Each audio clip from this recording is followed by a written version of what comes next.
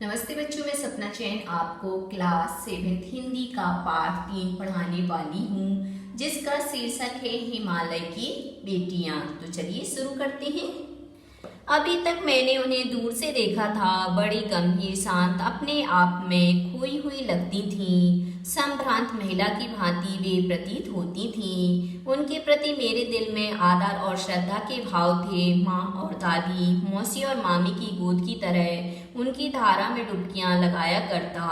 यहाँ पर नदियों की बात की जा रही है कि हिमालय की बेटियां कौन है। हिमालय से निकलने वाली हमारी नदियां हैं, जैसे गंगा आदि। तो यहाँ पर उसी की बात कही जा रही है कि जो नदी होती हैं तो वो कैसी होती हैं, गंभीर, शांत होती हैं और ऐसा लगता है मानो अपने में खोई हुई हैं और संभ्रांत महिला की धन भांति ही प्रतीत होती हैं। और उनके प्रति मेरा जो आदर है और श्रद्धा का भाव है वह बहुत ज़्यादा है। और कभी वो मेरे को माँ, दादी, मौसी, मामी की गोद की तरह की जो धारा होती है उसमें जो डुबकियां हैं लगाना है वह लगता है। जैसे हम कुछ भी होता है तो क्या करते हैं, माँ दादी की गोद में जाकर बैठ जाते हैं, उनके आंचल में छिप जाते हैं। ऐसे जब हम नदी के अंदर डुबकियां लगाते हैं तो वैसी ही प्रतीति होती है। परंतु इस बार जब मैं हिमालय के कंधे पर चढ़ा तो वे कुछ और रूप में सामने थी। मैं हैरान था कि यही दुबली पतली गंगा, यही यमुना, यही सतलुज समतल मैदानों में उतरकर विशाल कैसे हो जाती हैं। इनका उछलना और कूदना, खिलखिलाकर लगातार हंसते जाना, इनकी यह भावभंगी, इनका यह उल्लास कहाँ गायब हो जाता है मैदान में जाकर। किसी लड़की को जब मैं देखता हूँ, किसी कली पर जब मेरा ध्यान अटक जाता है, तब भी इतना कौतूहल और विस्मय नहीं होता जितना कि इन बेटियों की बाल लीला देखकर। अब यहाँ पर क्या है, जो नागार्जुन जी हैं वह हिमालय पे गए। तो हिमालय पे जब नदियों का रूप देखते हैं तो वो अलग ही प्रकार की प्रतीत होती हैं। और जैसे ही ये नदियां हैं वह क्या है, समतल मैदान में आती है तो इनका अलग रूप दिखाई देता है। तो उनको लगता है कि मतलब ये कैसे हो जाता है, मैंने किसी लड़की को देखा, कली को देखा, सबको देखा, परंतु इनका जो रूप है वह बिल्कुल भी अलग है, इन बाकी चीजों से अलग दिखाई दे रहा है। कहाँ ये भागी जा रही हैं, वह कौन लक्ष्य है जिसने इन्हें बेचैन कर रखा है। अपने महान पिता का विराट प्रेम पाकर भी अगर इनका हृदय अतृप्ति ही है तो वह कौन होगा जो इनकी प्यास मिटा सकेगा। बर्फ जली नंगी पहाड़ियां, छोटे छोटे पौधों से भरी घाटियां, बंधुर अधिकताएं, सरसब्ज उपत्यकाएं, ऐसा है इनका लीला निकेतन। निकेतन का मतलब होता है घर। तो जो उनकी बाल कीड़ा का जो घर है वह कैसा है, तो बता रहे कि पिता की गोद में रहती हैं। वो भी पिता कैसे हैं, बहुत विराट प्रेम वाले हैं, बहुत ज्यादा प्रेम करने वाले हैं।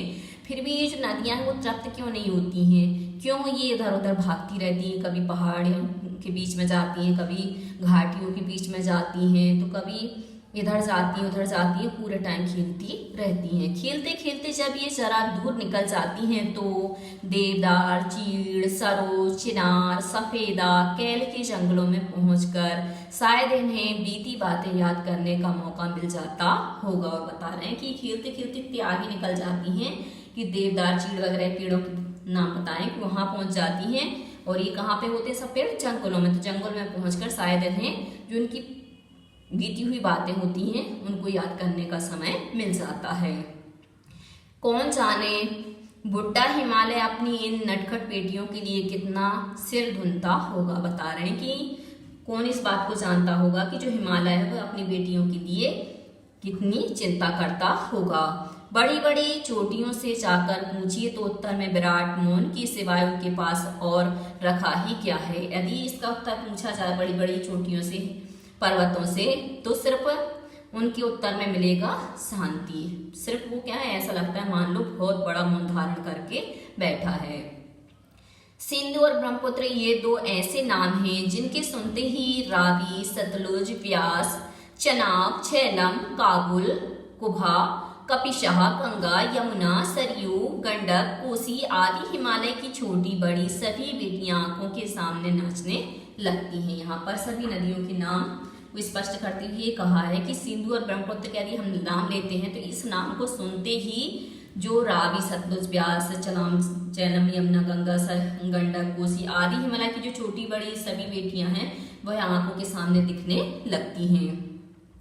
वास्तव में सिंधु और ब्रह्मपुत्र स्वयं कुछ नहीं है। दयालु हिमालय के पिघले हुए तिल की एक एक बूंद न जाने कब से इकट्ठा होकर इन दो महानदों के रूप में समुद्र की ओर प्रभावित होती रही हैं। कितना सौभाग्यशाली है वह समुद्र जिसे पर्वतराज हिमालय की इन दो बेटियों का हाथ पकड़ने का श्रेय मिला है, क्योंकि ये क्या है, हिमालय की सबसे नजदीक वाली नदियां हैं सिंधु और ब्रह्मपुत्र। तो यहाँ पे बताया कि ये सबसे ज्यादा सौभाग्यशाली है। क्यों? क्योंकि ये अपने पिता के आसपास रहती हैं। जिन्होंने मैदानों में ही इन नदियों को देखा होगा उनके ख्याल में शायद ही यह बात आ सके कि बूढ़े हिमालय की गोद में बच्चियां बनकर ये कैसे खेला करती हैं। माँ बाप की गोद में नंग धड़ंग होकर खेलने वाली इन बालिकाओं का रूप पहाड़ी आदमियों के लिए आकर्षक भले ना हो, लेकिन मुझे तो ऐसा लुभावना प्रतीत हुआ वह रूप की हिमालय को ससुर और समुद्र को उसका दामाद कहने में कुछ भी झिझक नहीं होती है।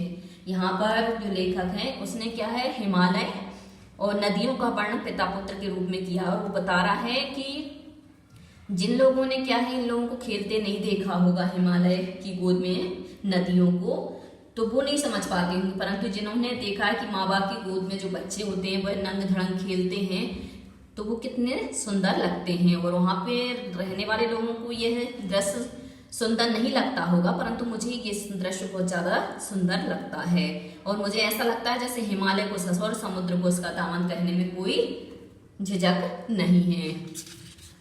आगे देखते हैं। कालिदास के विरही यक्ष ने अपने मेघदूत से कहा था, वेत्रवती अर्थात वेतवा नदी को प्रेम का प्रतिदान देते जाना, तुम्हारी वह प्रेयसी तुम्हें पाकर अवश्य प्रसन्न होगी। यहाँ पर कालिदास ने क्या है, मेघदूत नामक एक उनका ग्रंथ है, पुस्तक है, उस पुस्तक में यक्ष और यक्षिणी का वर्णन किया है। तो यक्ष को क्या है, श्राप मिल जाता है, जिस कारण से उसे क्या है, अपनी यक्षिणी से दूर रहना पड़ता है। तो ये वो क्या है, मेघ को अपना दूत बना करके वहां पर भेजता है। तो बेतवा नदी को प्रेम का प्रतिदान देते जाना और तुम्हारी वह प्रेयसी तुम्हें पाकर क्या है, खुश हो जाएगी। यह बात इन चंचल नदियों को देखकर मुझे अचानक याद आ गई और सोचा कि शायद उस महाकवि को भी नदियों का सचेतन रूपक पसंद था। मतलब जो कालिदास थे उनको भी नदियों का जो सचेतन रूप है वही पसंद था, इस कारण से उन्होंने ऐसी बात लिखी है। दरअसल जो भी कोई नदियों को पहाड़ी घाटियों और समतल आंगनों के मैदानों में जुदा जुदा शक्लों में देखेगा वह इसी नतीजे पर पहुंचेगा। मतलब कोई व्यक्ति है उनको अलग अलग रूपों में देखेगा तो उसका यही नतीजा निकलेगा। काका कालेलकर ने नदियों को लोक माता कहा है, किंतु माता बनने से पहले यदि हम इन्हें बेटियों के रूप में देख लें तो क्या हर्ज है। यहाँ पर काका कालेलकर ने क्या नदियों को माता कहा है और माता में भी संसार की माता कहा है, परंतु लेखक का मानना है कि यदि हम इनको माता बनने से पहले इनकी बेटियों के रूप में देख लें तो इसमें कोई हर्ज नहीं है, कोई आपत्ति नहीं है। और थोड़ा आगे चलिए, इन्हीं में अगर हम प्रेयसी की भावना करें तो कैसे रहेगा। ममता का एक और भी धागा है जिसे हम इनके साथ जोड़ सकते हैं। बहन का स्थान कितने कवियों ने इन नदियों को दिया है, मतलब बहुत सारे कवियों ने क्या है, इनको बहन भी माना है। एक दिन मेरी भी ऐसी भावना हुई। थोलिंग तिब्बत की बात है। मन उचट गया था, तबीयत ढीली थी। सतलज के किनारे जाकर बैठ गया। दोपहर का समय था। पैर लटका दिए पानी में। थोड़ी ही देर में उस प्रगतिशील जल ने असर डाला। तन और मन ताजा हो गया तो लगा मैं गुनगुनाने, मतलब गाने लगा। एक दिन ऐसा हुआ कि इसकी तबीयत खराब हो गई थी, लेखक की, नागार्जुन जी की। तो वो नदी के किनारे, नदी में भी सतलज के किनारे बैठ गया और जैसे ही उसने पानी में पैर डाले तो ऐसा लगा जैसे उसका मन और तन दोनों ही ताजा हो गए हैं। जय हो सतलज बहन तुम्हारी, लीला अचरज बहन तुम्हारी। हुआ मुदित मन हटा कुमारी, जाऊं मैं तुम पर बलिहारी। तुम बेटी है बाप हिमालय, चिंतित पर चुपचाप हिमालय। प्रगति नटी के चित्रित पट पर अनुपम अद्भुत छाप हिमालय। जय हो सतलज बहन तुम्हारी, जय हो सतलज बहन तुम्हारी।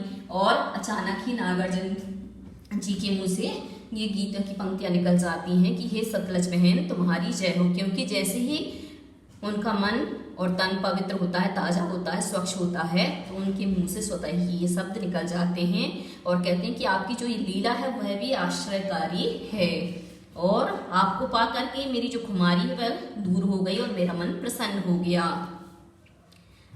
और तुम क्या है, मैं तुम पर बलहारी हो गया, निछावर हो गया।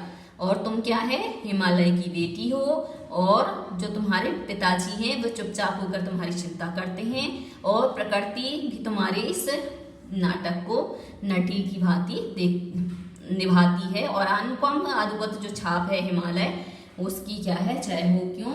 क्योंकि तुम उसकी पुत्री हो और तुमने मुझे जो आनंद दिया है, मेरे मन को जो पवित्र किया है, इस कारण से तुम मेरी बहन हो और तुम्हारी जय हो। अब आते हैं हम अभ्यास प्रश्न पर। अभ्यास प्रश्न में सबसे पहला प्रश्न है लेख से। यह क्या है, एक लेख दिया हुआ है। नदियों को मां मानने की परंपरा हमारे यहाँ काफी पुरानी है, लेकिन लेखक नागार्जुन उन्हें और किन रूपों में देखते हैं। तो नदियों को मां स्वरूप तो माना ही गया है, लेकिन लेखक नागार्जुन ने उन्हें बेटियां, प्रियसी व बहन के रूप में भी देखा है। सिंधु और ब्रह्मपुत्र की क्या विशेषताएं बताई गई हैं? तो सिंधु और ब्रह्मपुत्र हिमालय से निकलने वाली प्रमुख नदी हैं और सबसे बड़ी नदियां हैं। इन दो नदियों के बीच से अन्य दो छोटी बड़ी नदियां बहती हैं। ये नदियां दयालु हिमालय के पिघले दिल की एक एक बूंद इकट्ठा होकर ये नदी बनी हैं। ये नदियां सुंदर एवं लुभावनी लगती हैं, आकर्षित लगती हैं। काका कालिल करने नदियों को लोकमाता क्यों कहा है? तो जल ही जीवन है। ये नदियां हमें जल प्रदान कर जीवन प्रदान करती हैं। ये नदियां लोगों के लिए कल्याणी एवं माता के समान पवित्र हैं। इन नदियों के किनारे ही लोगों ने अपनी पहली बस्ती बसाई, खेती की। इसके अलावा ये नदियां गांव और शहरों की गंदगी भी अपने साथ में बहाकर ले जाती हैं। इनका जल भूमि की उर्वरा शक्ति को बढ़ाने में सहायक होता है। मानव के आधुनिकीकरण में जैसे बिजली बनाना, सिंचाई के लिए नवीन साधनों का प्रयोग करना, मनुष्य के लिए ही नहीं बल्कि पशु पक्षी पेड़ पौधों आदि के लिए भी जो पानी है वह बहुत ज्यादा उपयोगी है। इस प्रकार नदियां हमारे लिए कल्याणकारी हैं। यही कारण है कि काका कालिल करने उन्हें लोक माता कहा है। हिमालय की यात्रा में लेखक ने किन किन की प्रशंसा की है? तो हिमालय की यात्रा में लेखक ने नदियां, पर्वत, बर्फीली पहाड़ी, हरी भरी घाटी और महासागरों की बहुत ज्यादा प्रशंसा की है। अब है लेख से आगे। नदियों और हिमालय पर हम अनेक कवियों ने कविताएं लिखी हैं। उन कविताओं का चयन कर उनकी तुलना पाठ में निहित नदियों के वर्णन से कीजिए। तो नदियों और हिमालय पर अनेक कविताएं लिखी गई, जैसे यहाँ पे हमने नागार्जुन की भी पढ़ी थी, जय हो सतलज बहन तुम्हारी। और उन कविताओं का चयन कर उनकी तुलना पाठ में निहित नदियों के वर्णन से करना है। तो आपको क्या करना पड़ेगा, ये स्वयं ढूंढना पड़ेगा, क्योंकि सब जगह अलग अलग कविताएं दी हुई हैं। हिमालय की अलग दी है। गोपाल सिंह नेपाली की कविता हिमालय और हम, रामधारी सिंह दिनकर की कविता हिमालय तथा जयशंकर प्रसाद की कविता हिमालय के आंगन में पढ़िए और तुलना कीजिए। तो यहाँ पे हिमालय पर कविता, मेरे नरपति मेरे विशाल साकार दिव्य गौरव विराट पौरुष के पुंजीभूत ज्वाल, मेरे जननी के हिम किरीट मेरे भारत के दिव्य भाल, मेरे नरपति मेरे विशाल युग युग अजय निबंध मुक्त युग युग गर्मोन्नत नित महान निश्चिम व्योम में तान रहा युग से किस माँ का वितान, कैसी अखंड ये चिर समाधि यति वर कैसा ये अमर ध्यान, तू महाशून्य में खोज रहा किस जटिल समस्या का निदान, उलझन का कैसा विषम जाल, मेरे नरपति मेरे विशाल, ओ मौन तपस्या लीन यति पल भर को तो कर द्रगन मेष, रे ज्वालाओं से दग्ध विकल है तड़प रहा पद पर परदेश, शुभ सिंधु पंच नद ब्रह्मपुत्र गंगा यमुना की अमीय धारे, जिस पुष्प भूमि की ओर वही तेरी विललित करुणा उदार, मेरे नरपति मेरे विशाल। ये कविता है रामधारी सिंह दिनकर की। उपरोक्त कविता की तुलना यदि नागार्जुन द्वारा लिखित कविता से करें तो हम पाते हैं कि रामधारी सिंह दिनकर ने अपनी कविता में हिमालय की विशालता का वर्णन किया है। इस कविता में बताया गया है कि हिमालय का भारतवासियों से प्राचीन काल से अत्यंत अनिष्ट संबंध है और भारत धरती का मुकुट हिमालय पर्वत अपनी जड़ों को पाताल तक ले जाए हुए है।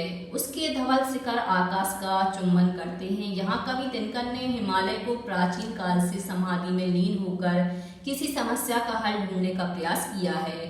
वहीं लेखक नागार्जुन ने अपने निबंध में हिमालय का वर्णन नदियों के पिता के रूप में किया है, जो अपनी बेटियों के लिए परेशान है, क्योंकि किसी भी पिता की जब बेटियां नहीं आती हैं तो उसका पिता का परेशान होना, चिंतित होना स्वाभाविक है।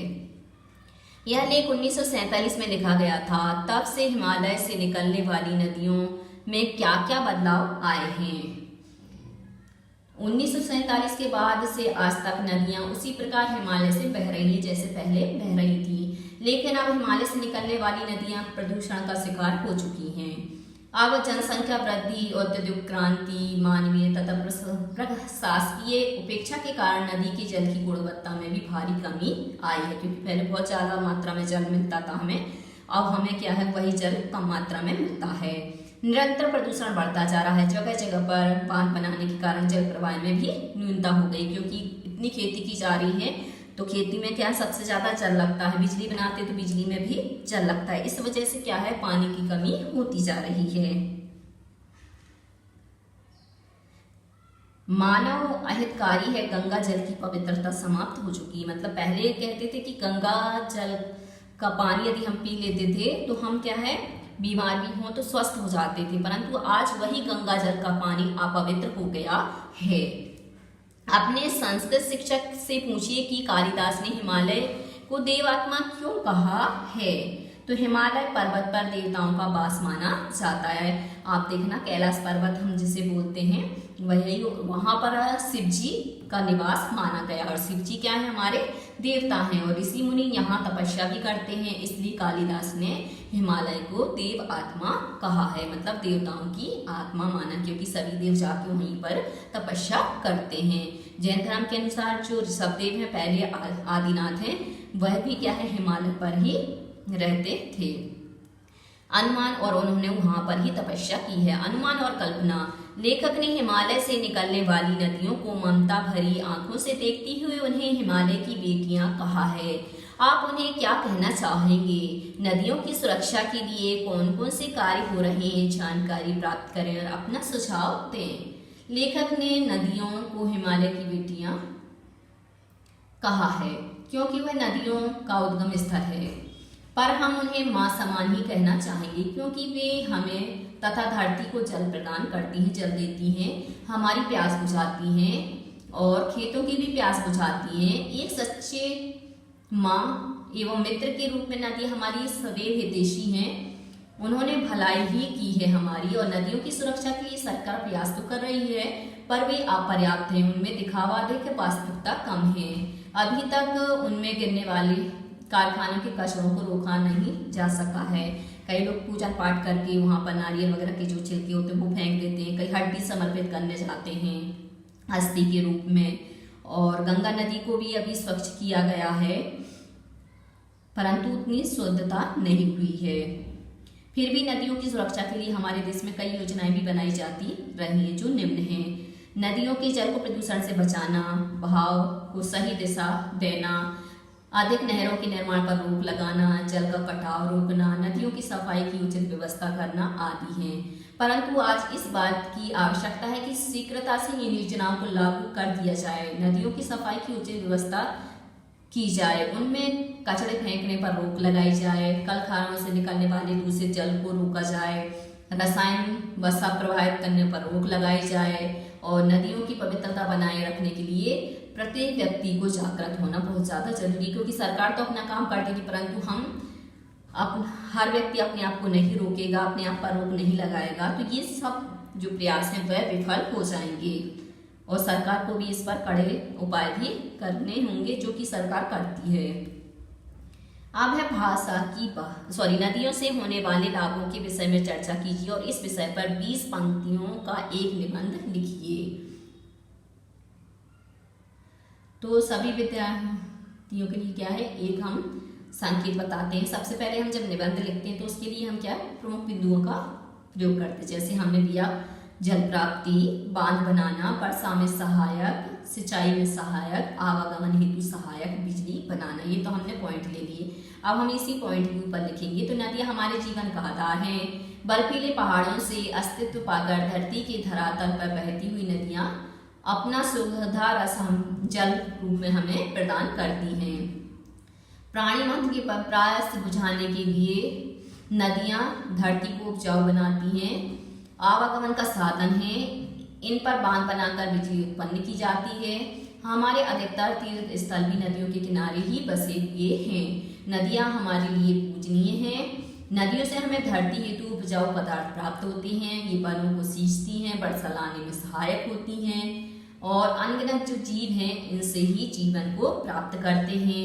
नदियों के किनारे गांवों का बसेरा पाया जाता है। गांव के लोग अपनी छोटी बड़ी सभी आवश्यकताओं के लिए नदी पर ही निर्भर होते हैं, जैसे सिंचाई करना, पानी पीना, कपड़े धोना, नहाना, जानवरों के लिए पानी पिलाना आदि नदियों के जल से ही किया जाता है। अंत में यही कह सकते हैं कि नदियां हमारी संस्कृति की पहचान है। इन्हें दूषित नहीं करना चाहिए, क्योंकि हमारा जीवन इन्हीं पर निर्भर है। यदि नदियां नहीं होंगी तो हमारा जीवन भी नहीं होगा। अगला है भाषा की बात अर्थात व्याकरण से। अपनी बात कहते हुए लेखक ने अनेक समानताएं प्रस्तुत की हैं। ऐसी तुलना से अर्थ अधिक स्पष्ट एवं सुंदर बन जाता है। उदाहरण, संभ्रांत महिला की भांति वे प्रतीत होती थीं। माँ और दादी, मौसी और मामी की गोद की तरह उनकी धारा में डुबकियां लगाया करता। अन्य पाठों से ऐसे 5 तुलनात्मक प्रयोग निकालकर कक्षा में सुनाइए और उन सुंदर प्रयोगों को कॉपी में भी लिखिए। तो हम अन्य पाठों से ले सकते हैं, जैसे लाल किरण सी चोंच खोल चुकते तारक अनार के दाने। उन्होंने संदूक खोलकर एक चमकती सी चीज निकाली। इन्हें देखकर तो ऐसा लग रहा है मानो बहुत सी छोटी छोटी बालूशाही रखती गई हों। सागर की हिलोरों की भांति उसका यह मादक स्वर गली भर के मकानों में उस ओर तक लहराता हुआ पहुंचा और खिलौने वाला आगे बढ़ जाता है। यह स्थिति चित्रा जैसी अभिमानिनी माजोरी के लिए ही कही जाएगी। अगला है निर्जीव वस्तुओं को मानव संबंधी नाम देने से निर्जीव वस्तुएं भी मानो जीवित हो उठती हैं। लेखक ने इस पाठ में कई स्थानों पर ऐसे प्रयोग किए हैं, जैसे परंतु एक बार जब मैं हिमालय के कंधे पर चढ़ा तो वे कुछ और रूप में सामने थी। काका कालिल करने नदियों को लोकमाता कहा है। पाठ से इसी तरह के और उदाहरण ढूंढिए। तो संभ्रांत महिला की भांति प्रतीत होती थी। इनका उछलना कूदना, खिलखिलाकर हंसते जाना, इनकी भावभंगी यह उल्लास कहाँ गायब हो जाता है। माँ बाप के गोद में नंग धरण होकर खेलने वाली इन बालिकाओं को देखो। पिता का विराट प्रेम पाकर भी अगर इनका मन अतृप्ति है तो कौन होगा जो इनकी प्यास मिटा सकेगा। बूढ़े हिमालय की गोद में बच्चियां बनकर ये कैसे खेला करती हैं। हिमालय को ससुर और समुद्र को उसका दामन कहने में कुछ भी झिझक नहीं होती। पिछली कक्षा में आप विशेषण और उसके भेदों से परिचय प्राप्त कर चुके हैं। नीचे दिए गए विशेषण और विशेष का मिलान कीजिए। सबसे पहले तो विशेषण और विशेष की परिभाषा जान लीजिए। जिसकी विशेषता बतलाई जाती है वो कहलाता है विशेष, और जिसके माध्यम से बताई जाती है उसको हम कहते हैं विशेषण। तो यहाँ पे संभ्रांत, वर्ष, चंचल, समतल, घना, मूषाधार, ये क्या है विशेषण है। और विशेष क्या है वर्षा, जंगल, महिला, नदियां, आंगन। और विशेष को ही हम संज्ञा भी कह सकते हैं, और संज्ञा की विशेषता बताने वाले शब्दों को हम विशेषण कह सकते हैं। तो यहाँ पे हमें बताना है संभ्रांत तो हो जाएगा महिला, चंचल तो हो जाएगा नदियां, क्योंकि नदियां कैसी होती है चंचल होती हैं। समतल तो समतल का आ जाएगा आंगन, आंगन कैसा होता है समतल होता है। घना तो आ जाएगा जंगल, और मूसलाधार तो हो जाएगा वर्षा। अब आते हैं द्वंद्व समास के दोनों पद प्रधान होते हैं। इस समास में और शब्द का लोप हो जाता है, जैसे राजा रानी। द्वंद्व समास है जिसका अर्थ है राजा और रानी। पाठ में कई स्थानों पर द्वंद्व समासों का प्रयोग किया गया है। इन्हें खोजकर वर्णमाला क्रम शब्दकोश शैली में लिखिए। जैसे छोटी बड़ी, तो इसका जब हम समास विग्रह करेंगे तो हो जाएगा छोटी और बड़ी। भाव भंगी, तो भाव और भंगी। माँ बाप, तो माँ और बाप। अब है नदी को उल्टा लिखने से दीन होता है जिसका अर्थ होता है गरीब। आप भी 5 ऐसे शब्द लिखिए जिसे उल्टा लिखने पर सार्थक शब्द बन जाए। प्रत्येक शब्द के आगे संज्ञा का नाम भी लिखिए। जैसे नदी, दीन, तो भाववाचक संज्ञा। ऐसे ही हम भाववाचक संज्ञा की ओर ले सकते हैं। जैसे रात, रात का बन जाएगा तार। जाता का ताजा, भला का लाभ, राही का हीरा, नव का वन, नमी का मीन, नशा का शान, लाल का लला। समय के साथ भाषा बदलती है, शब्द बदलते हैं और उनके रूप बदलते हैं। जैसे बेतवा नदी के नाम का दूसरा रूप वेत्रवती है। नीचे दिए गए शब्दों में से ढूंढकर इन नामों के अन्य रूप लिखिए। सतलज, सतलुज, झेलम, अजमेर, रोपड़, चिनाब, बनारस। यहाँ पे दिया है पिपाशा, रूपपुर, अजयमेरू, बिस्तहा, शतद्रुम्न, वाराणसी। तो सतलुज का क्या हो जाएगा? शतद्रुम्न। फिर है रोपड़, तो रोपड़ का हो जाएगा रूपपुर। फिर है झेलम, झेलम का हो जाएगा तस्ता। फिर चिनाब है, तो चिनाब का हो जाएगा पासहा। फिर है अजमेर, तो अजय मेरू। फिर बनारस का हो जाएगा वाराणसी। उनके ख्याल में शायद ही यह बात आ सके कि बूढ़े हिमालय की गोद में बच्चियां बनकर ये कैसे खेला करती हैं। उपर्युक्त पंक्ति में ही के प्रयोग की ओर ध्यान दीजिए। ही वाला वाक्य नकारात्मक अर्थ दे रहा है, इसलिए ही वाले वाक्य में कही गई बात को हम ऐसे भी कह सकते हैं उनके ख्याल में शायद यह बात ना आ सके। तो ही की जगह हमने किसका प्रयोग कर दिया? ना का। इसी प्रकार नकारात्मक प्रश्नवाचक वाक्य कई बार नहीं के अर्थ में इस्तेमाल नहीं होते हैं। जैसे महात्मा गांधी को कौन नहीं जानता। अब यहाँ दिखाई तो दे रहा है कि नहीं है मना के अर्थ में, परंतु इसका अर्थ मना में नहीं है बल्कि सब लोग जानते हैं इस अर्थ में निकल रहा है। दोनों प्रकार के वाक्यों के समान 3-3 उदाहरण सोचिए और इस दृष्टि से उनका विश्लेषण कीजिए। तो हर कोई क्या है? बापू को जानता है। जब हम इसका अर्थ निकालेंगे तो हर कोई क्या है? बापू को जानता है। ऐसे ही उन्हें शायद ही इस घटना की जानकारी हो, तो शायद उन्हें घटना की जानकारी ना हो। वह शायद ही तुम्हें देख सके, तो शायद वह शायद ही तुम्हें देख पाए।